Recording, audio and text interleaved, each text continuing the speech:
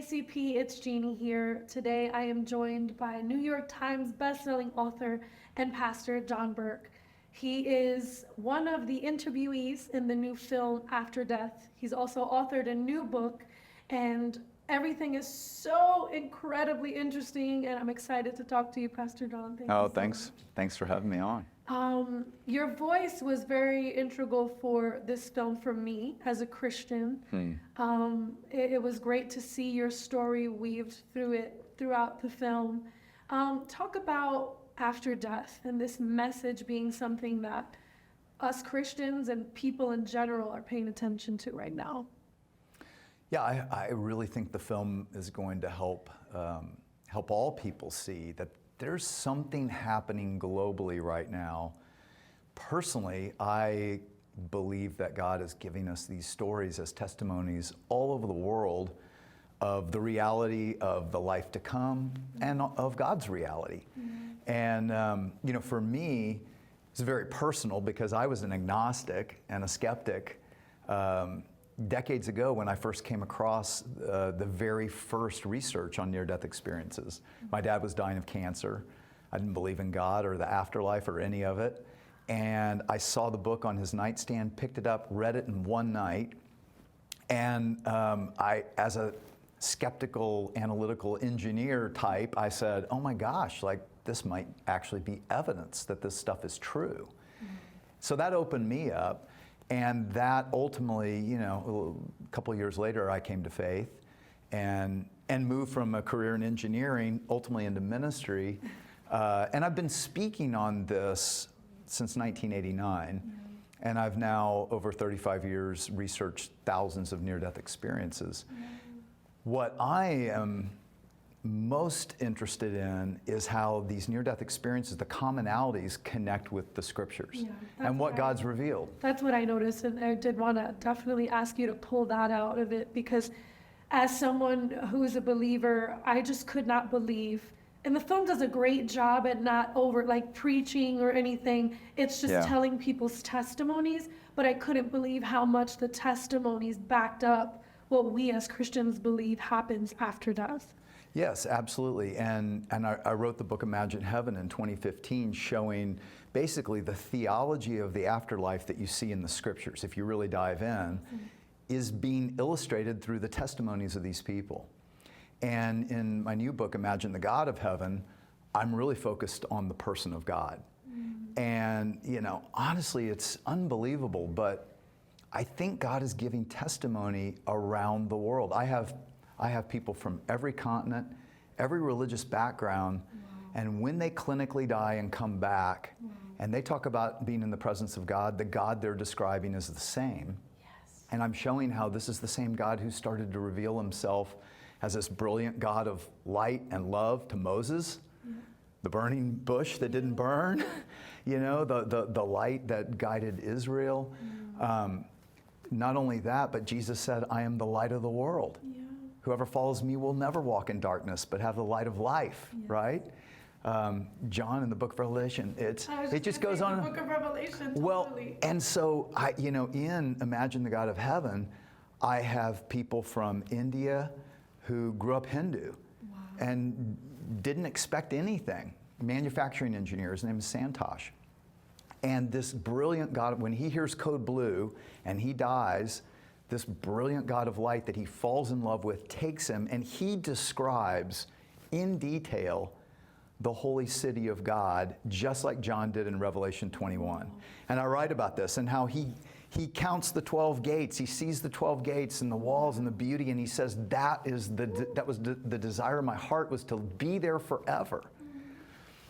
And then it's an amazing story. He sees the Lord on his throne. He sees he said there was those gates were closed to me, but there was a very narrow gate right by the Lord that was open to him. And he comes back and ends up, his daughter gets invited to sing in a church. He's seeking God. He's like, who was this God of mercy? He says, of love and mercy and grace, and so personal to me. Knew him so intimately. So when you go back, you need to love your family, especially your daughter. She needs your help right now. Knows us so intimately. And he goes into this church that his daughter was singing in, and the message is on the narrow gate, and how Jesus says, I am the gate through which the sheep can enter, Wow. you know, and all else, you know, were thieves to steal and kill and destroy, but I came that they might have life and have it abundantly. And he starts seeking, he starts reading the Bible, and he said, oh my gosh, this is everything I experienced. Now think about this. You have stories of multiple people from India. I have stories of a Rwandan imam who also has the same experience, similar experience, a woman from Tehran who meets the same God that Santosh met, who says to her, I am he who is.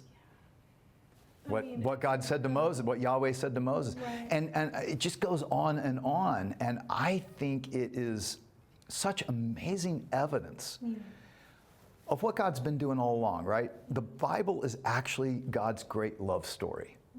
And if you miss this, it's the love story for all nations. If you miss it, you miss a lot of the answering the questions we often ask. But it starts, you know, with God creating us for relationship. We rejected relationship. Genesis 12, he raises up Abraham and Sarah and says, I'm going to form a nation, and you're going to be a blessing to all the nations. And so his purpose all along was to bless all the nations, right? And then Jesus comes to make a way for that to happen. And then in the book of Revelation, Revelation 7, we see people from every tribe, tongue, language, and nation around the throne. And it's going to be a great wedding. Yeah. It's like, what?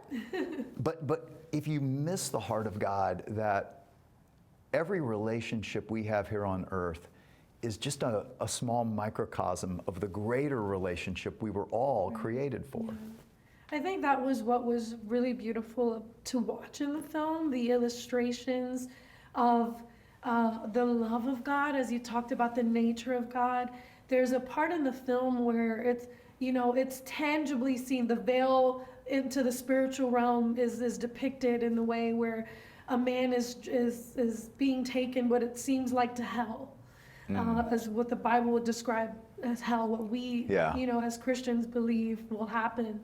And Jesus meets the man before he's completely torn apart by these demonic figures. Yeah. And it talks to me right there about the nature of our God, a man who had rejected God his whole life, you know, also agnostic, not a believer, but in the midst of his near-death experience, in that crossroads, Jesus meets him there, pulls him back out. Yeah, so you're talking about Professor Howard Storman. He's a tenured atheist professor. And yet he comes back, and 2 years later, he leaves a tenured professorship to become a Christian pastor. Because he too reads the Bible and goes, this is everything I experienced. You know, I have 3 friends who are pastors today who actually had hellish near-death experiences. And they cried out to God in the midst of them. And in the book, Imagine the God of Heaven, I've got Hindus and people from all over the world who, when they cried out to God, even from a negative or hellish experience, he rescues them. Now that confuses some Christians because at times they say, well, like, what does that mean? But I like to remind Christians that Acts chapter 9, Saul, the Apostle Paul, was persecuting and killing Christians when this God of light appears, right? And he says, who are you, Lord? And then he says, I'm Jesus. Now, a very important thing to note, Jesus doesn't tell him the gospel. He doesn't tell him what to do. He sends Ananias after that to tell him. And so when people are having near-death experiences, one of the commonalities is that there was a border or a boundary they knew they couldn't cross and still come back to earth. So whatever a near-death experience is, it's something between what we call clinical death and the beginning of eternity, of eternal life. And I don't know what that liminal space is, but in Imagine the God of Heaven, in some cases I report Jesus telling them, you haven't died yet. You have to go back. There's a chance. Now the truth is they had no brain waves. So from our perspective, they had died. but this is something in between. I think that's important too, because I think it explains why people can still call on the name of the Lord and be saved, Yes. even from a hellish Mercy, experience. the mercy of And God. it does show that that's all it takes. Wow. You know, in Joel it says, all who call on the name of the Lord will be saved. Yeah. That's what Jesus did. He provided a way that anyone, anywhere, any nation, doesn't matter, if they turn to him, he knows their heart, right? And he's already paid for all their sins. You know, 2,000 years ago, he did it for all who would have faith. Thank you so much, Pastor John. I appreciate it. Appreciate you lending your voice to this film and to the new book. Thank you so much.